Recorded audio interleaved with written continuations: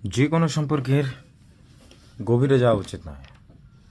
গভীরে যাওয়ার ফলে সেখান থেকে এক্সপেকটেশনের মাত্রা বাড়তে শুরু করবে।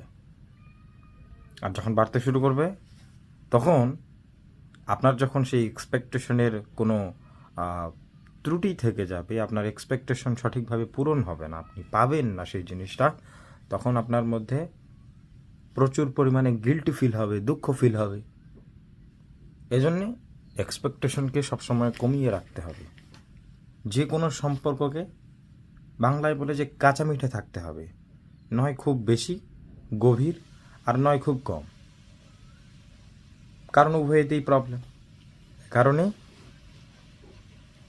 সবসময় সব সম্পর্কের গুরুত্ব সঠিকভাবে বজায় রাখার জন্যে আমাদের ব্যালেন্স করে চলতে হবে, নয় খুব বেশি নয় খুব কম। গভীর হলে, সম্পর্ক যদি গভীর হয়, এক্সপেকটেশন বেড়ে যায়। আর এটাই এক সম্পর্ক থেকে বা কোনো সম্পর্ক থেকে দুঃখ পাওয়ার মেইন কারণ, এক্সপেকটেশন। তো এক্সপেকটেশন কমিয়ে রাখতে হলে নিজের নিজের জায়গা থেকে ব্যালেন্স করা শিখতে হবে। হরে কৃষ্ণ, শুভ সকাল।